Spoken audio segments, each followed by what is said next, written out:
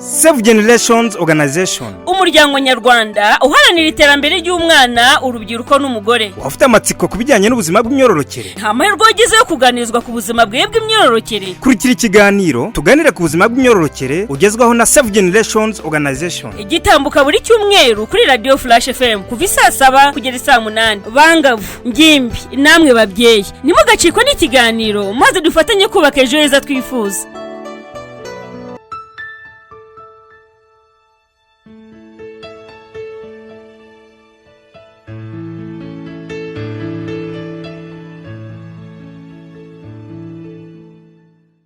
Reka dukomeze tukwifurize gukomeza kugira icyumweru cyiza cyane. We wahisemo gukurikira Radio Flash FM, tukwifurize gukomeza kunogerwa n'ibiganiro bitandukanye ugenda ukurikirana umunsi ku munsi. Ni Radio Flash FM uyumvira ku mirongo yacu itandukanye 89 n'ibice 2, 90 n'ibice 4 ndetse na 95 n'ibice 7. Mutwumva rero buri cyumweru kuva saa 7 kugera saa 8 aho tuganira ku buzima bw'imyororokere. Ikiganiro cyiza cyane kidufasha kwimenya, kidufasha kwisobanukirwa, tugezwaho na Save Generations Organization, gitambuka buri cyumweru. Niyo mpamvu rero yaba bangavu, yaba ingimbi, yaba babyeyi, tubararikira kujya mubana natwe muri kiganiro kuko byinshi mugenda mwigiramo.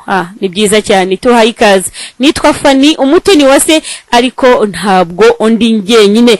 Ndahera ku mukobwa uri ibumoso iburyo bwanjye. Wiriwe neza? Mwiriwe neza Fanny. Watangira utwibwira? Murakoze cyane. Amazina yanjye nitwa Sandrine Umukunzi, ndi umukozi wa Save Generations Organization, ushinzwe guhuza ibikorwa by'umushinga wo kongera ubumenyi n'ubushobozi ingimbi n'abangavu bari mu mashuri bijyanye n'ubuzima bw'imyororokere. Urakoze cyane. Yitwa Umukunzi Sandrine.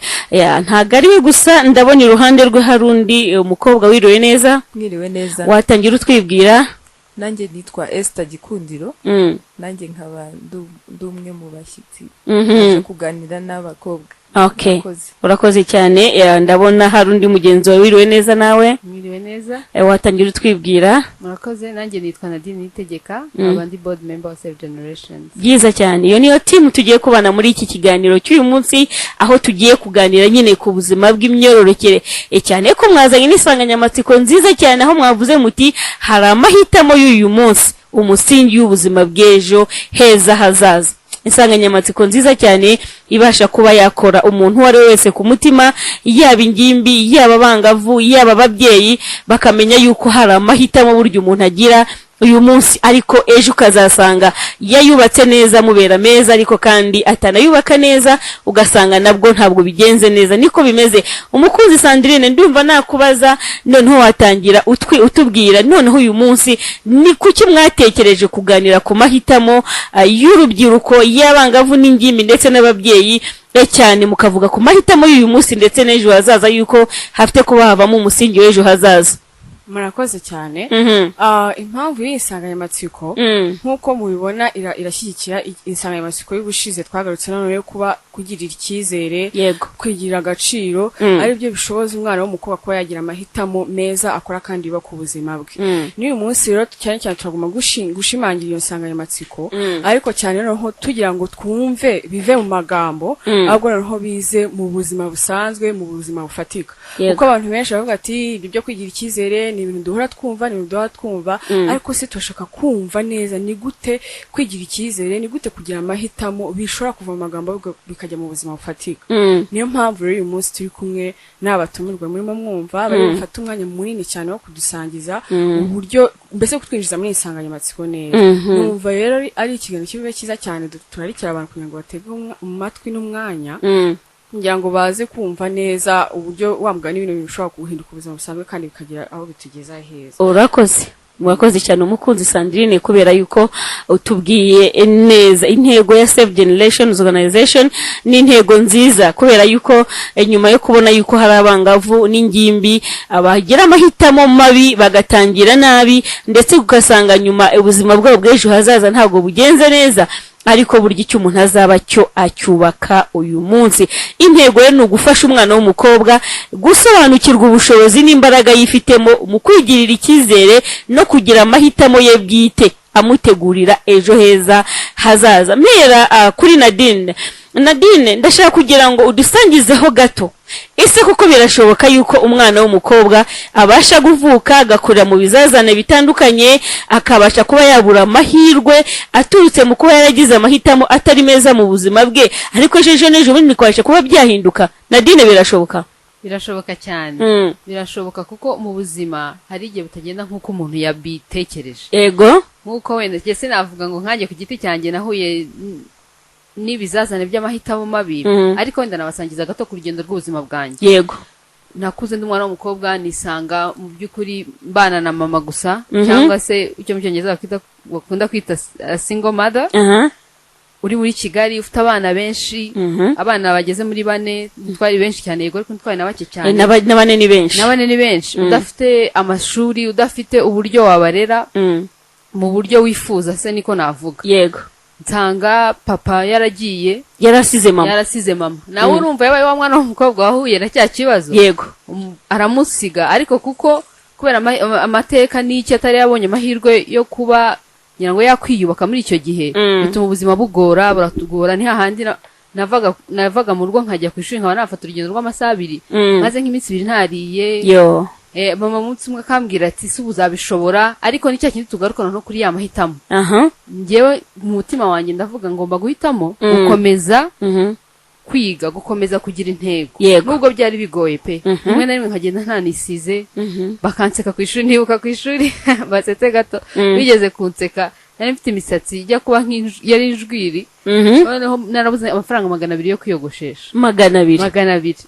noneho ku ishuri bakajya banserereza ngo afite amaterase y'indinganire nashyiramo igisokozo bikanga bakavuga ko ufite amaterase y'indinganire ariko fana icyo nshaka kukubwira n'abandi badukurikiye umva mugomba nciremo muri gakeya ntibyigeze naburaga Minervale bakanyirukana nkasubirayo ariko ndakomeza ndasunika kugeza ndangije kaminuza ubundi umukobwa witeje imbere ufite imodoka agendamo ufite hagejeje umuryango wanjye ntabwo ndi kwirata ariko ndashaka kubwira abantu ko ubuzima ari amahitamo ufata uyu munsi icyo gihe mfata amahitamo nari mfite ibyinshi bimbwira ati naguhaye amavuta naguha iyo tike naguha utwo dukweto twiza nabaha icyo kurya mu rugo ariko wenda nkangiza umubiri wawe iyo mpitamo gutyo byari gutuma ntakaza focus bigatuma burya ushobora kwiga ugakomeza kugendana n'abo basore ariko utakaza focus ko byagenda kose cyangwa se mu buzima bwawe bukanangira so ni muri gato muri make na urakoze cyane Nadine nkaba nakubaza ni se koko abasore iyo bumva duvuga iki kiganiro bagira ngo nukubabeshyera ese koko abasore bashobora kuba banyira bayazana mu gutuma avenir cyangwa se ubuzima bwiza bw'ejo hazaza bw'umwana w'umukobwa bwasubira inyuma cyangwa se ntibizamworohere kugera ku ntego n'amahitamo aba yarifuje mu buzima cyane rwose murakoze kuri icyo kibazo ni ibintu bishoboka cyane nanabwira abasaza bacu ni mugerageze mwibuke ko bashiki banyu ari bo mufate nk'aho ari mushiki wawe nyine wifuriza ibyiza by'ejo hazaza yego birashoboka ko ushobora kwica amahitamo kwica ubuzima bwe bw'ejo hazaza kuko buriya nanabwira n'abakobwa bari abasore babigiramo uruhare icyo abagushakaho n'amatsiko agira ngo wimarira n'amatsiko gusa n'ukwishimira nko kuba igikoresho cye kishimisha ubuzima bwe ubu muri iki gihe haje n'iterambere abana barabwira ati nta kibazo wafata kanini wakwishyiramo kariya agapira ntutwarinde ariko benshi banatwarinda nyina ngo turabizi urumva wa muhungu wazakomeza amasomo ye ari wa musore azakomeza amasomo ye kandi mu by'ukuri azaba gushakaho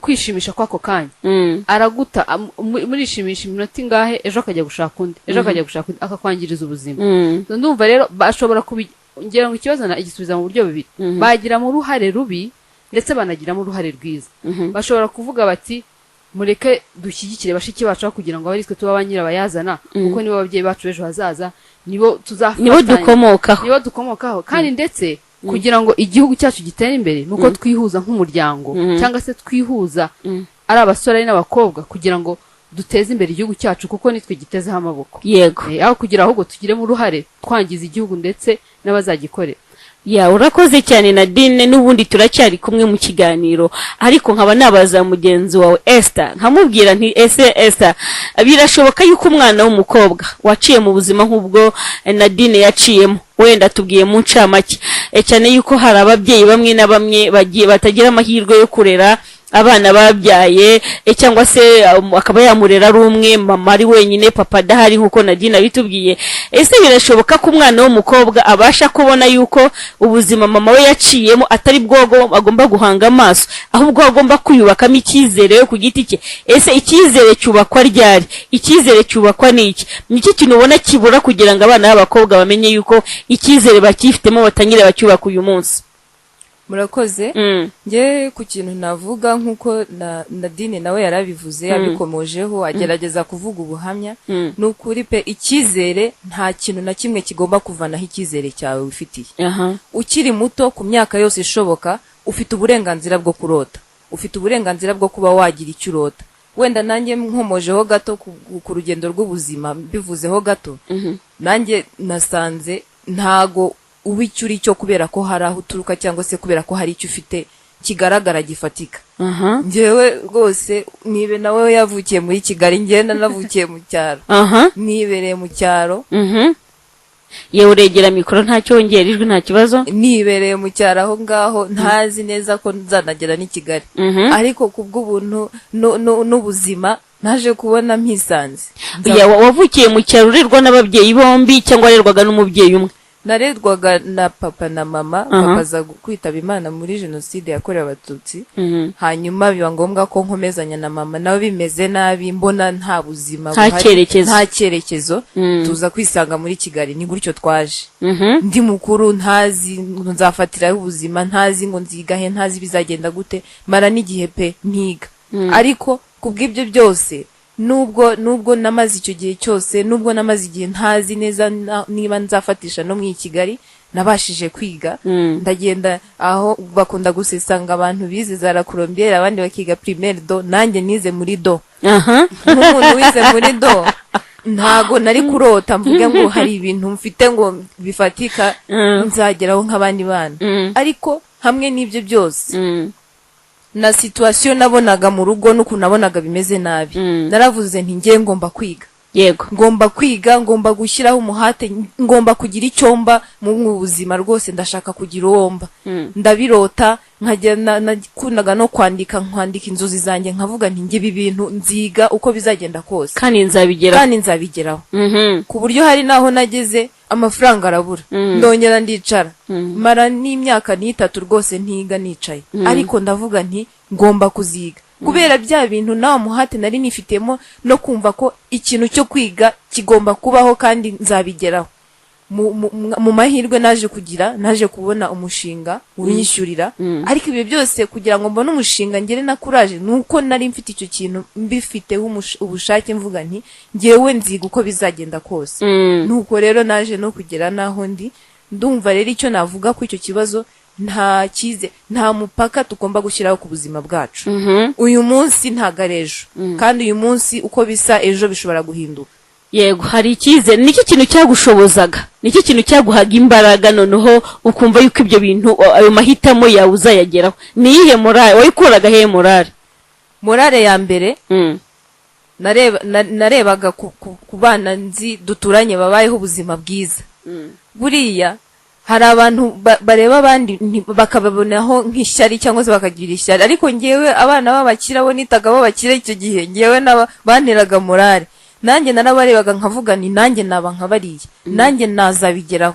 Ikindi kintu cyamfashije, nararebaga nanone nkabona ko nkwiriye kugira discipline mu buzima bwanjye, hamwe nuko nzi na background nturukamo cyangwa se n'umuryango nturukamo ko utifashije, ariko nkagira ikintu cya discipline cyo kwifata, cyo kwikontrola, nkamenya ko ngo niba ngiye ku ishuri ni ishuri nyine, nta mikino, nta mikino, nta kujya mu bindi. Iyo discipline rero yagiye imfasha kugira ngo ntarangara cyangwa se ntajya mu bindi bitari ngombwa. Ubwo nukureba imbere. Ndaje mu kanya gato nguhereza umwanya Nadine, ariko mbwira nawe ukurikiye ikiganiro cy'uyu munsi, ushobora kuba wubatse urugo utishimiye kubera yuko hari amahitamo atari meza wagize ukiri mutoya. Ushobora kuba uri n'umwana mutoya utaragize amahirwe yo kugera ababyeyi, ariko kandi ukabura ababyeyi, ukabura n'intego, ukabura byose nk'ingati imenye nk'uko Abanyarwanda bajya babivuga. Ariko uyu munsi tukuzaniye ijambo ry'ihumure rikubwira ngo humura, gukomera birashoboka nubwo ibyo byabayeho ariko imbere ni heza ubuzima buracyakomeza burya iyo umuntu agihumeka iyo umuntu agifite imbaraga kibasha gutambuka burya ndaza kubaza Nadine mubaze ndise nk'umwana mukanye ndaza nyuma yo gutanga nimero ya telefone ese nk'umwana w'umukobwa waba warisanze wenda mu buzima atishimiye wenda akaba yabyara akiri muto akumva ko ubuzima bwarangiye mukanye araza kumuduhera message ariko dukurikiye andika message kuri 078 3 29 udusangize gato ku buzima bwawe cyangwa utanga igitekerezo kuri 078 29 reka nkubwire ngo haracyari ibyiringiro niyo mpamvu turi hano kugira ngo tukuremeshe umutima wongere ukomere kandi ukomeze urugendo kuko nyuma y'ibyo waciyemo byose ubuzima buracyakomeza nkabona abaza Nadine ese umwana w'umukobwa koko wisanze muri ubwo buzima agasanga mu buzima atishimiye ubuzima bw'umubabaro akabona wenda buzaba ababyeyi akiri muto cyangwa ugasanga n'abafite kandi nta kintu wenda bamumarire bamugezaho bamufashe kuba yageza ku ndoteze nicyo kintu wamubwira kandi akiri muto akumva yuko ubuzima bwarangiye koko ubuzima bwe bwararangiye oya rwose icyo namubwira waba ukiri mutoya waba aratakaje amahirwe waba utaragize ayo mahirwe yo kugira ababyeyi bakwitaho wowe reba uvuge ati ndacyahumeka nk'uko Nadine yabishoboye Esther yabishoboye nanjye nabishobora ntabwo ari uko twari dufite navuga karusho cyangwa se ikindi kintu kiri special kirenze iki icyo twari dufite n'ubuzima no kugira intego muri ubushize twabivuzeho turavuga ngo ubuzima cyangwa se ubushobozi buri muntu ku giti cye buri muri wowe Esther yabivuze avuga ngo umuntu wese yemerewe kuba yagira inzozi nini kandi ngari ngira ngo dufite ibyitegerezo cyangwa se icyo twakwita aba role models benshi batandukanye duhereye ku bantu bagejeje igihugu cyacu harimo na nyakubahwa perezida wa repubulika abo bakorana benshi bagiye baza ngira ngo bageze aho bageze iki gihugu banyura mu rwego rwo kubohora igihugu bafite inzira baciyemo kandi bakiri bato cyane ariko bagize icyo bita sacrifice ndetse bagira intego so icyo nabwira uwo mwana rero ubuzima buracyakomeje wo kuva kuba ugihumeka gusa haguruka wumve ko ubuzima bwawe biri mu biganza byawe kandi ko ubushobozi buri muri wowe niko bimeze mu kanya gato Save Generations Organization umuryango nyarwanda uharanira iterambere ry'umwana urubyiruko n'umugore wafite amatsiko kubijyanye n'ubuzima bw'imyororokere nta mahirwe wagize yo kuganirizwa ku buzima bwe bw'imyororokere kurikira ikiganiro tuganire ku buzima bw'imyororokere ugezwaho na Save Generations Organization igitambuka buri cyumweru kuri Radio Flash FM kuva 7:00 kugera 8:00 bangavu ngimbi namwe babyeyi ntugacikwe n'ikiganiro maze dufatanye kubaka ejo heza twifuza turacyari mu kiganiro tugezwa na Save Generations Organization abana b'abakobwa benshi baza yuko ubuzima bwarangiye reka tubabwire yuko ubuzima abugikomeje ko nyuma y'ibyo umuntu aba yaragiye acamo bitandukanye haba hakiri ibyiringiro nta mpamvu yo kwiheba nta mpamvu yo kwiganyira ubuzima buba abugikomeje ndabona dufite umuntu ku murongo wa telefone wiriwe neza ya wakongera ijwi wiriwe neza yego turakumva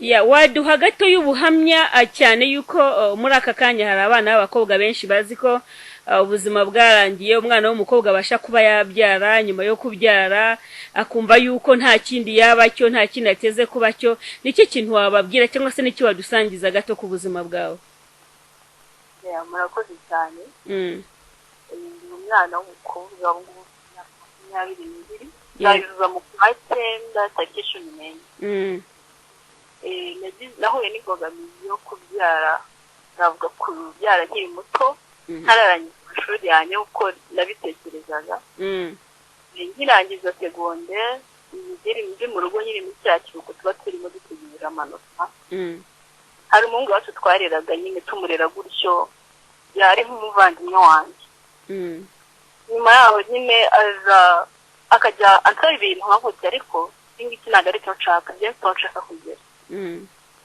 arabikora antega umutego birangira nyine ntwaye inda kandi ntabitekerezaga yego muri iyo minsi nari segonda kujya kwiga kaminuza iwacu ni Rubavu bakujya kwiga i Kigali nkajya kwiga kandi mba muri famiye ariko nagiye ntabizi Kigali ngezeyo ko ntakibona period byagenze bite gusa nyine nkakubitaho agatima nkavuga wasanga byararangiye nyine narasana nabaye mu buzima nabaye muri famiye. Wari ufite imyaka ingahe? Nafite imyaka 20. Wa 21 ngiye kutangira. Nakubisa umutima nkavuga uti mama ntabwo nayimubwira nakuze ndi umwana wa kabiri. Mama nawe yatureze ari single mother papa adahari. Navuga uti reka ntabwo nabibwira mama kuko mbimubwiye wenda ashobora kuvuga ikindi kibazo gihambaye. Bikaba ngombwa ko wenda hari ikibazo reka mbyihorere ahubwo wenda ntaho ukuntu niyeranza nziyahurese cyangwa nzayikuremo. Kandi natekereza kuyikuramo nkavuga uti hari igihe nshobora gupfa kandi wenda umwana wanjye nimubyara azavamo umuntu ukomeye nanjye se hari aho nzagera ahandi haruta aha ngaha nkongera wenda nkaba Clemence ufite icyo amariye igihugu n'umuryango. Narakomeze imbere urujijo nyuma aza guhura n'umwana w'inshuti yanjye aramfasha cyane ambwira rero ibyawe biba byarabaye nta kintu twabihinduraho ariko umwana agomba kubaho kandi na mama tukamubwiza ukuri kuko mama niwe ukwitaho niwe ukurihira wenda ukamusaba gutagenda se wareka ishuri cyangwa ntabwo warireka. Uyu munsi ubayeho ute nyuma y'ibyo byose waciyemo uhagaze ute ubuzima bwawe buhagaze bute? Ese wabashije kwigura arangiza? Ese umwana waramubyaye uramurera kugeza uyu munsi bihagaze bite? Umwana naramubyaye ndamurira ko mbayeho ubu narangije ndi mu mwaka wa 2 wa kaminuza ngenda kurangiza ndabura amezi makeya. Mbayeho neza cyane nyuma byageze aho ndavuga reka nshaka icyo nkora kugira ngo mbashe kurera umwana wanjye. Bize amahirwe nyine mbona akazi ko kumfasha kuko nari bizeye cyuko hari icyo nzageraho kuko nyine mbere y'ibyo byose ubanza kumenya icyo ushaka. Niba umaze kubyara ushaka iki? Ushaka umwana wawe uramuteganyiriza iki? Wumva azaba iki cyangwa urashaka kugira iki? Ugomba kubanza kumenya ubundi ukigira icyizere ukumva ko ushoboye nubwo wabyaye ariko urashoboye kandi hari icyo wakora abantu kikagirira abantu akamaro kikagirira akamaro nawe ubwawe na wa mwana wabyaye kikamugirira akamaro. Ntabwo ubuzima buba burangiriye aho. Ntabwo buba burangiye hari abaguca intege ntabwo bishoboka cyangwa nawe ukagira ipfunwe ukaguteka ndetse ishuri kandi nibura uburyo bwo gukomeza ishuri ariko oya yireka ishuri ahubwo hari andi mahirwe ugomba kwigira icyizere ukagendera ku agaciro nshyashya wihaye ukakuta ibyambaye kumbaho ahubwo ngiye gukora iyo bwabaga ngere aho nashaka kugera nubwo nahagera nk'inzi ariko nzahagera. Niki kintu wabwira abana b'abakobwa bamara kubyara bakumva ko ubuzima bagiye kubwubakira ku bahungu babateye inda arabirwa babirukanka inyuma ngo barashaka indezo bajya kwirwa bajya kuregana? Niki kintu wababwira? Yewe wenda so nababwira nigendeye umwiherereho ko byangendekeye ngo yahitazwa iwacu aragenda ari mu buzima bwiza cyane amwita ashaka igihe agishakiye ariko nta kintu ushobora kumfasha na n'ubu ngubu ntazi umwana nta muzi nta n'umwenda no kumwandikisha turavugana akambwira ibyo numva ntashaka kumva nyine akambwira ibintu byafatika yanze no kumwandikisha byose narabyikoreye kandi arahari ndambwira ute reka ngo amahirwe nibura nzarebe kuzigiraho nibura ukagirukana ariko yarabyanze mugendesha gake nibura ngo nzarebe ntegereze gusa nabwira abana b'abakobwa nta mpamvu yo gutegereza ngo umuhungu twabyaranye azamfasha ashobora kugukoshona niko nabyita ntabikore kandi ukaba nta cyo wabikoraho wowe ni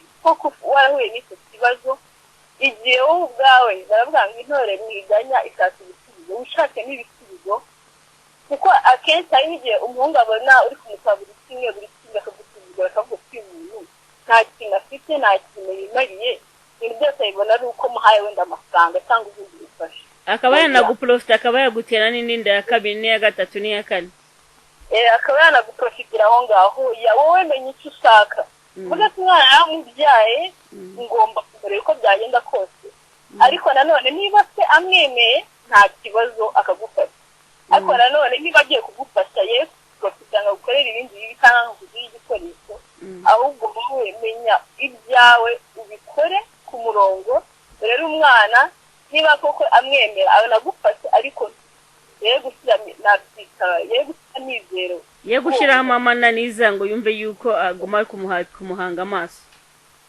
kumuhanga amaso ngo yumve ko azabaho ari we umuberekejeho cyangwa amuhaye amafaranga. Reka tugushimire, urakoze cyane.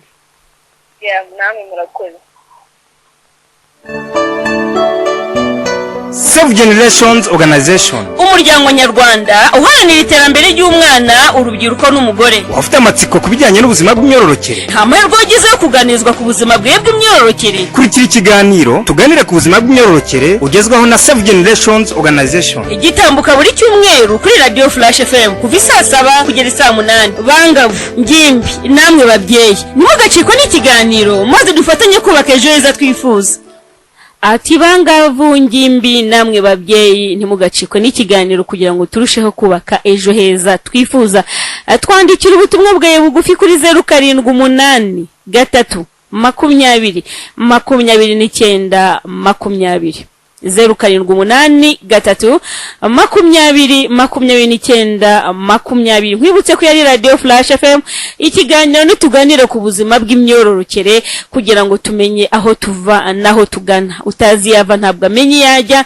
Tumaze kumva ubuhamya bw'umwe mu bakobwa uyu munsi biteje imbere kandi baraciye mu nzira zitari zoroshye, mu nzira z'umubabaro, mu nzira zitaboroheye, ariko uyu munsi akavuga ati none narakomeje ndigira kandi uyu munsi maze kuba uwo kwifuzwa. Niko bimeze, ntago ari bo gusa, ndacyari kumwe n'abandi bakobwa hano muri studio za Radio Flash FM dukomeza tuganira. Ndi kumwe na Esther ndetse na Nadine, turimo turaganira ku kwiteza imbere ku mukobwa cyangwa se mu kuba umwana w'umukobwa abasha kuba yakihitiramo amahitamo y'uyu munsi akaza umusingi w'ejo heza hazaza. nkaba nabaza Nadine, ese hari amahirwe ya kabiri? Babikomojeho ariko ndashaka ko tubishimangira. Amahirwe ya kabiri ubundi Nadine aza ryari nyuma y'ubuzima nk'ubwo twumvise cyangwa se nk'ubwo waciyemo, nk'ubwo Esther yaciyemo, cyangwa n'undi wese? Hari icyizere cyo kongera kugira izindi nzozi?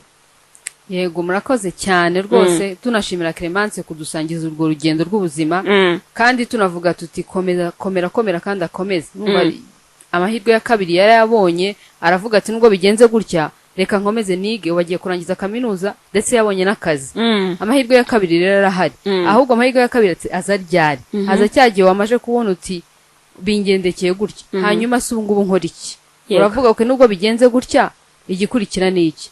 Hari inzira ebyiri umuntu ashaka kuvuga reka birarangiye ndapfuye, undi akavuga ati ngiyewe reka mpaguruke noneho ahubwo mfata indi nzira nkomeze ubuzima bwanjye. Amahirwe ya kabiri arahari, ahubwo nahawe ho gufata intego ukabwira ibyagucaga intege cyangwa se ibyaguciye intege, ukavuga nubwo byagenze gutya ubuzima burakomeje ariko ndacyafite iyindi nzira, kandi igihugu kinezeho byinshi, umuryango nezeho byinshi. Ese birakwiriye ko nicara nkatuza? Ahubwo gira intego, imenye ugira intego. N'ikindi baravuga ngo iyo utazi yuva ngo ntumenye iyujya, ukamenya uti se ngewe nturutse he? Nturutse muri uyu muryango umeze gutya na gutya, unegeyeho byinshi, hanyuma nica ubuzima bwanjye ubu ngubu singera aho nzagera, bizagenda gute? Niko bimeze. Message zirimo ziraza, nawe utwandikiye kuri 078 3 20 20. Message zirahari. Rutwandikira agira ati nitwa niyo nkuru Jean de Dieu ndi Rubavu. Njyo igitekerezo cyanjye natanga nuko umuntu wese muzima akwiye kubaho afite intego kandi agaha ubuzima bwe icyerekezo gikwiriye, akirinda kwiheba kubw'ubuzima bubi abayemo uyu munsi, kuko icyo ukora ufite intego ubikurinda gucika intege mu buzima, cyane cyane ku bana b'abakobwa. Urakoze cyane kubw'igitekerezo nawe cyiza utanze, kandi icyo gitekerezo utanze nduva cyaremesha abandi bose umutima.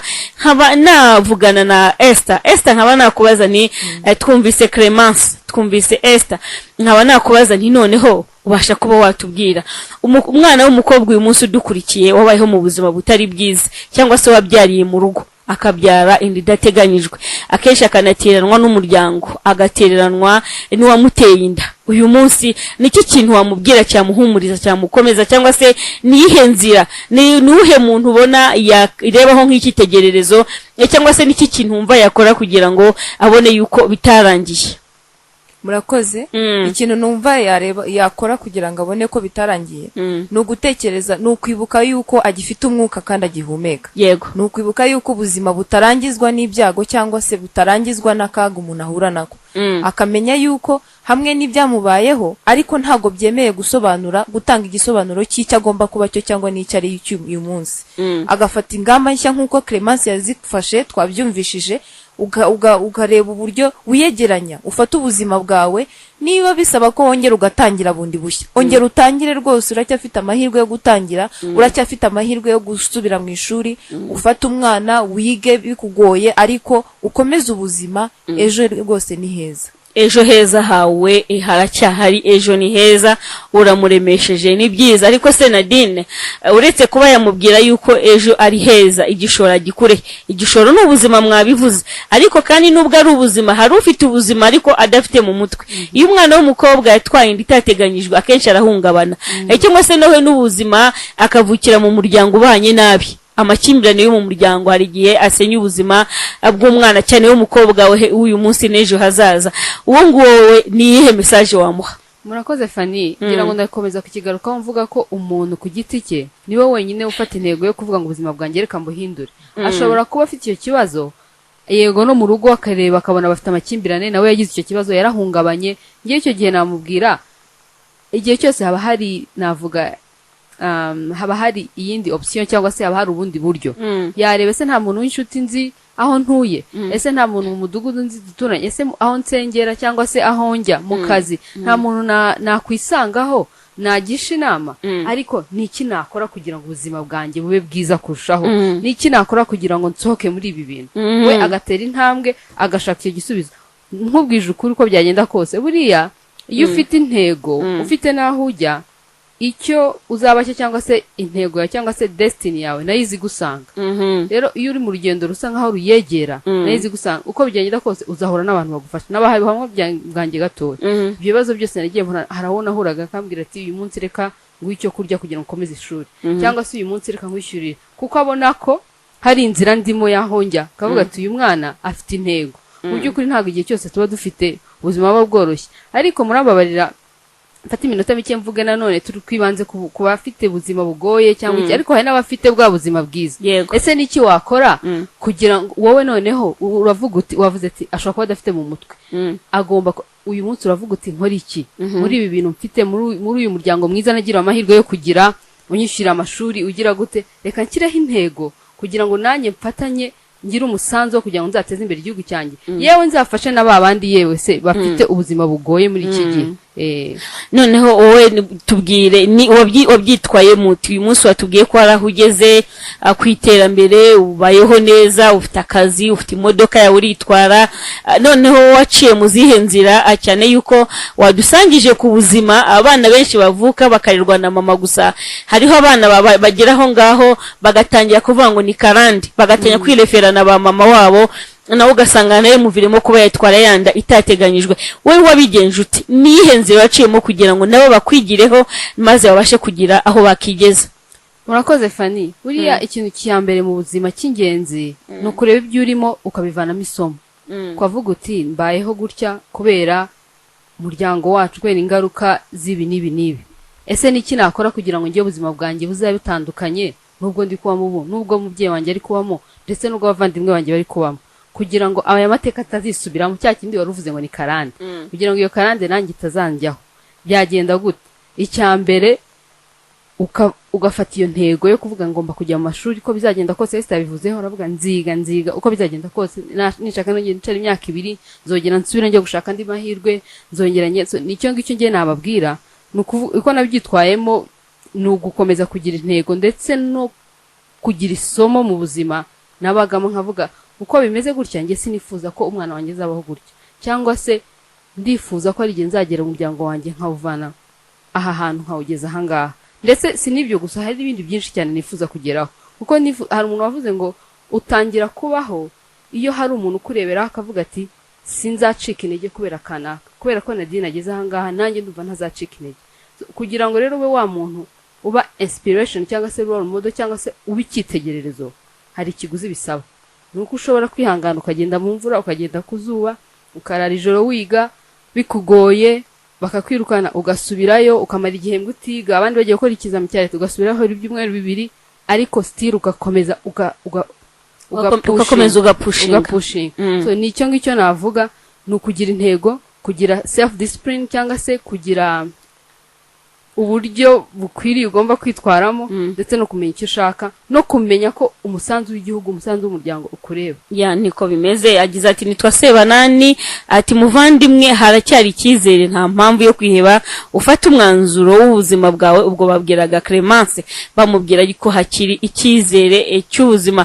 Nkaba nabaza Esther, nkamubaza nti nyuma y'ubuhamya, nyuma kandi n'ibyo waciye mu munsi, hari abana benshi bagizweho n'ingaruka za jenoside yakorewe abatutsi, ariko uyu munsi yabayeho mu buzima butari bwiza, kandi ugasanga bwa buzima bubi nabo babugizemo uruhare. Burya hari igihe umuntu aterwa nawe akitera, ugasanga agize amahirwe make yo kuba ababyeyi batagihari ngo bamureberere, ariko nawe uhagaze ntiyigirire icyizere cy'ubuzima, imiryango ikamufasha, abasigiye bakamufasha, igihugu kikamutera inkunga, ari ugasanga we nta bushake nta mbaraga ari gushyiramo kugira ngo nawe abyaze umusaruro ibyo abandi barimo baragenda bamuha. Nk'uwo mwana w'umukobwa wamubwira iki? Umunsi twibanze ku mwana w'umukobwa. Murakoze. Yego, icyo numva nge namubwira ni ukumenya yuko hamwe na bya bindi byose, no kurokoka jenoside yakorewe abatutsi, no gusigara wenyine ukirera pe, urabishoboye kwirera. Urabishoboye kwirera kandi wabaho ukaba muzima kandi ukagira imbaraga, ukaba umuntu ufite agaciro. Ngewe njya nibuka ku ishuri rimwe na rimwe kera, hari igihe wasangaga ugiye nko ku ishuri ukabona wowe hari ibyo uri kubura, cyangwa se wowe hari ukuntu bari kukudefinisa ku ruhande, mbese ukemera ko cya kindi kigufata. Ariko ntukajye wemera yuko ishusho wahabwa cyangwa se ishusho kondisiyo y'ubuzima cyangwa se ubuzima buri kugushyiramo ariyo wafata. Nge ndibuka rwose pe, nanze gusa n'undi muntu cyangwa se nanze kwigereranya n'undi muntu kugira ngo numve ko nguwe neza. Oya, nashimye ko nareba situation ukuri k'ubuzima bwanjye. Yego ndababaye, yego hari ibyo nkeneye, yego hari ibyo ntafite, yego hari aho ntafite undeberera, nibyo pe, ariko se nyuma y'ibyo nkora iki?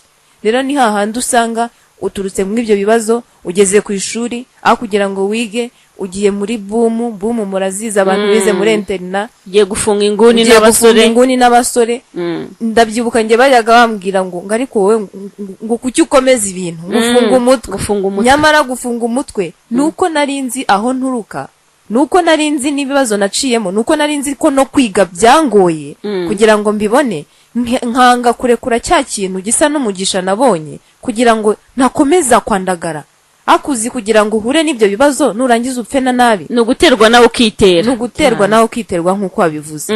Rero nukuri pe, nabwira umuntu wese uri kunyumva, wararangaye wikemera gusa n'abandi. Niba abandi bari kwambara neza wowe utabishoboye, it's okay, nta kibazo. Nyurwa n'ukuri, unyurwe n'ibyo ufite. Igihe cya nyuma numara kubikorera, numara kubirwanirira, nawe hari aho uzagera kandi wishimye ugire ubuzima bwiza. Nyuma y'igihe si igihe, niko bimeze. None hari utwandikiye ubutumwa aravuga ati none nihe nama mwangira, nihe kugira ngo nanjye ubwanye mbashe kwigirira intego.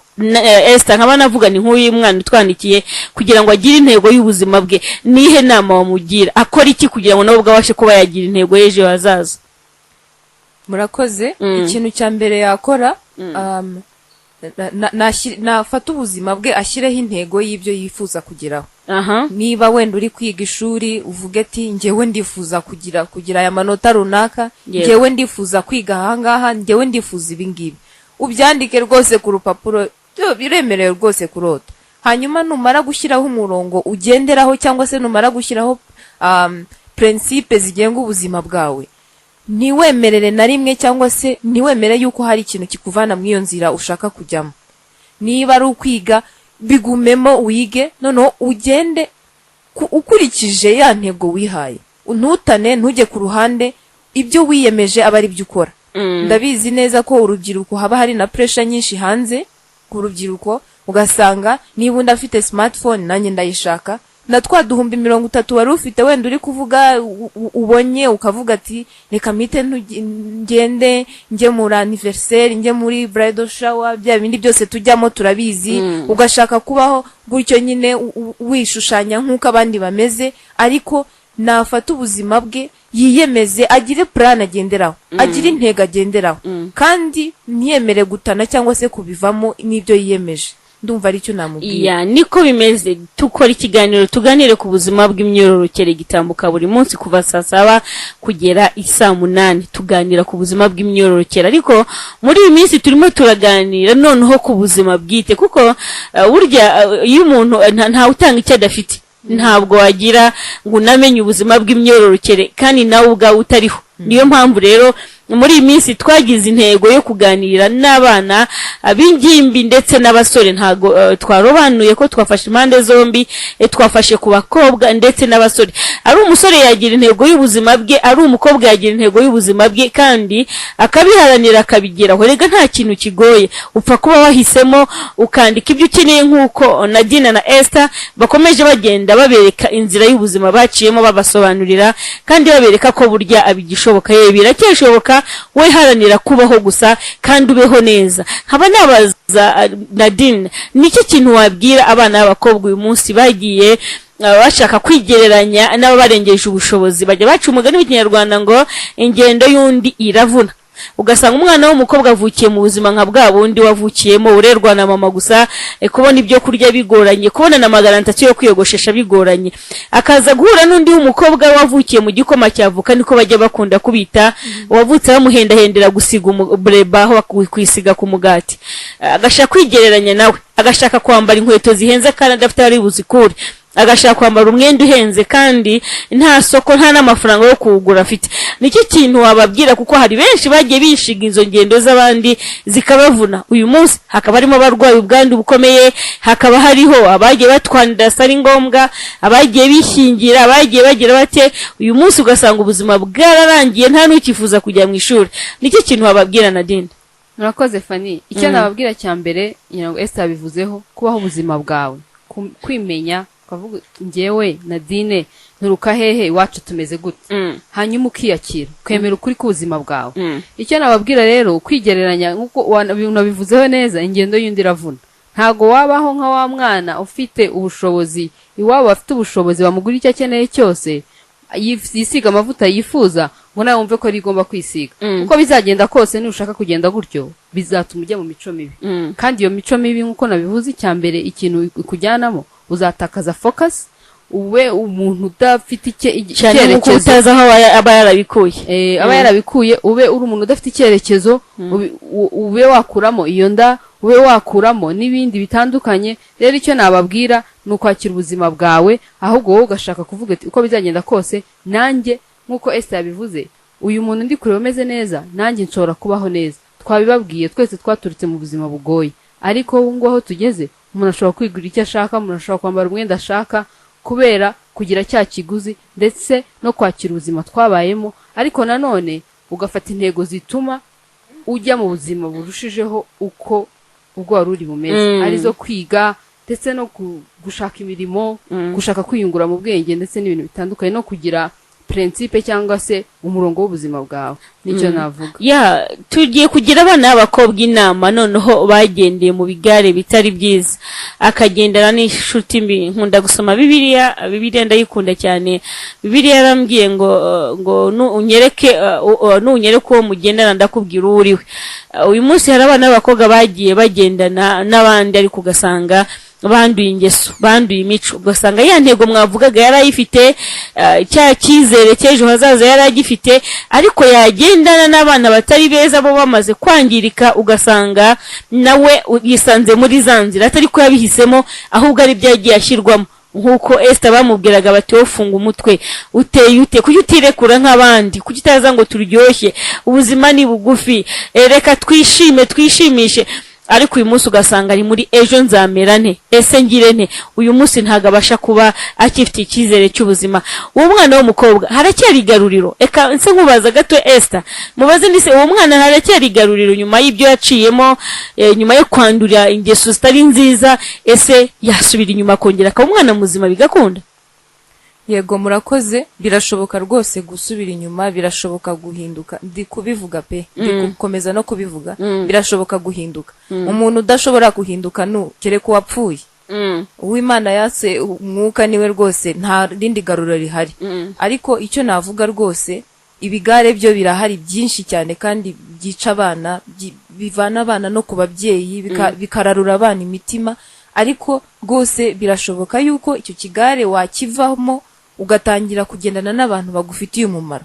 Ngewe ndibuka muri segonderi hari ukuntu wasanga ukajya kubona ukabona nk'umwana, abana bakoze ikigare, kigare kigakomera, ukabona abana ntibiga nijoro, ntibaryama, ntibasinzira, ugasanga nyine n'utuntu twiberaho mu madoro, ni telefone, muratizanya mukavugana n'abandi, akaba ikintu kimeze gutyo. Ariko byagera ku munsi wa proclamation w'amanota, ukajya kubona ukabona umuntu wa wundi wabonaga muri fresheri, wa wundi wabonaga mu kwishimisha, ukabona hari ukundi kuntu yahindutse, kavuga none iwacu baranyica.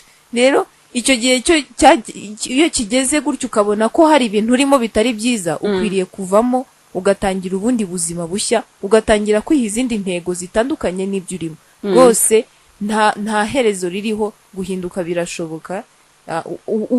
Uwaba birimo cyangwa se naho ari hose yafata icyemezo cy'ubuzima bwe, kuko rwose nk'uko wari uri kubivuga, mbese niba yafunga umutwe nanjye nk'uko nawe ufungaga, ariko nubwo ariko babinyitiraga, ariko hari ukuntu washyiraho izo principe, ugashyiraho iyo gahunda yawe ugenderaho y'ubuzima, yagufasha kugira ngo ugire ibyo ubasha kugeraho. Nibyo rwose, urakoze cyane. Save Generations Organization, umuryango nyarwanda uharanira iterambere ry'umwana, urubyiruko n'umugore. Wafite amatsiko kubijyanye n'ubuzima bw'imyororokere? Nta mahirwe wagize yo kuganizwa ku buzima bwe bw'imyororokere? Kurikira ikiganiro tuganira ku buzima bw'imyororokere ugezwaho na Save Generations Organization. Igitambuka buri cyumweru kuri Radio Flash FM kuva saa 7 kugera saa 8. Bangavu, ngimbi, namwe babyeyi, nimugacikwe n'ikiganiro maze dufatanye kubaka ejo heza twifuza. Niko bimeze, nimugacikwe n'ikiganiro kugira ngo turusheho kubaka ejo heza hazaza. Uwitwa Tuyishimire ari mu Bugesera agize ati igitekerezo nuko nagira inama bagenzi banjye kwibyo bacamo byose, wifitiye icyizere birashoboka, kandi mukomeza munatugira inama, turabakunda cyane. Urakoze Tuyishimire, natwe kujya inama ni ibintu byacu, tuzakomeza kandi ntago duteze kurambirwa. Indi message igize iti muraho, nitwa Amahoro Josiane ntuyi Masaka. Ngiye icyo nagira urubyiruko cyane cyane abakobwa ni ukumenya icyo bashaka, bakagabanya ubushyuhe, nta mpamvu yo kugendera ku bandi, ahubwo nawe arakubona, nawe abakubona bajye bakwigiraho. Bakoze cyane, ube icyitegererezo, aho utuye ube icyitegererezo mu byo ukora, ubikitegererezo, ndetse ibyo ukora byose uharanire mu kuba hari uwo ubibasha kuba byafasha cyangwa se byateza imbere. Agize ati nitwa Claude, ati hano ndi Karama Ikabuga, ati ikintu cya mbere ni icyizere.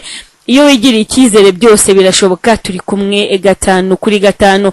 Urakoze cyane Jean Claude. Ari abasore, ari ingimbi n'abangavu, bose bakomeje kubana natwe, ndetse n'ababyeyi ntago basigajwe inyuma, kuko hari ababyeyi umunsi bubatse urugo ariko ugasanga ari mu rugo atishimiye kubera yuko hari ibintu byateye byitwa ngo pasi. Mu minsi ishize naganire n'umwana w'umukobwa washatse ariko ashaka umugabo adakunda, batigeze bakundana kuko ari pasi yamuhaweho na mugenzi we.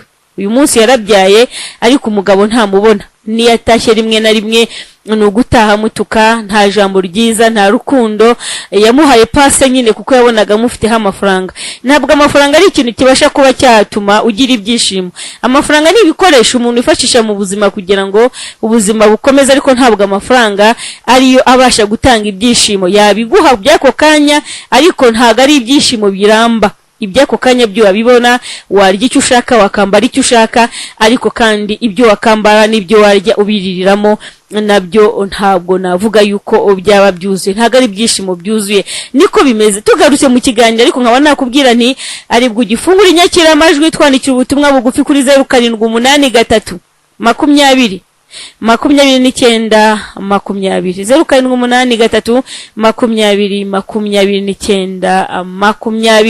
tugaruka rero kandi tunagenda dusatira umusozo dore ko n'amasaha abadahagaze. nkaba nasaba Nadine agira ubutumwa noneho uha urubyiruko kuri uyu munsi, cyane cyane abana b'abakobwa, gira ubutumwa ubagezaho. Murakoze cyane Fanny, twabivuzeho, bakoze n'abakomeje kohereza amamesaje, kumenya icyo ushaka, kugira intego, kugira imitekerereze yagutse, gukomeza kugira imitekerereze yagutse, uko ubuzima bumeze ubu ejo bwahinduka. Niba uri mu buzima bwiza, ese niki nakora kugira ngo burusheho kuba bwiza? Ese ko ngifite amahirwe kuba muri ubwo buzima bwiza, niki nakora kugira ngo mfashe n'abandi, mfashe igihugu, ntanga umusanzu wanjye kugira ngo nzabo nshaka kubaho ejo hazaza? Niki nakora uyu munsi? Ari byo kugira za ntego ndetse no kugira umurongo ubuzima bwawe, ndetse no kugira abantu wagira ibyitegerezo ushaka kureberaho, ba role models cyangwa se aba mentors, abantu uvuga uyu muntu yangira inama, twakwicarana bitewe n'ubuzima bwe yanyuzemo, cyangwa se n'icyo nshaka kuba cyo akambwira se yabigenje ate.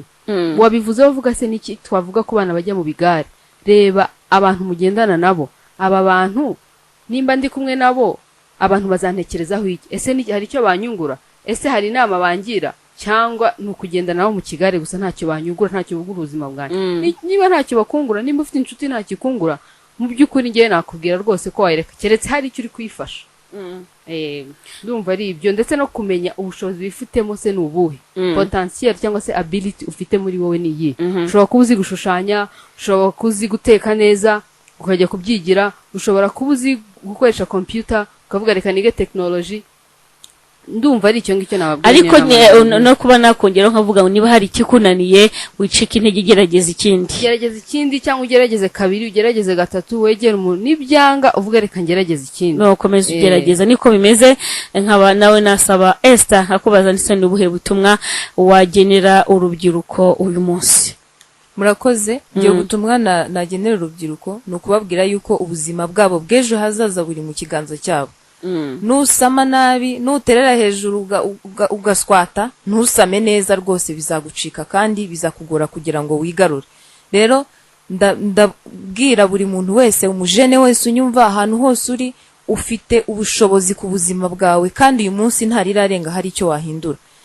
Ndabizi neza hari ibintu byinshi rwose, hari ibigezweho byinshi, ushobora kwemera ko ubuzima bwawe ushora mu nzoga, ushobora imbaraga zawe za gisore ushobora kuzijyana mu busambanyi, ukazijyana muri copinage, ukazijyana mu byo ushaka byose, ushobora kubishyira mu rumogi, birashoboka kuko imbaraga urubyiruko rurazifite.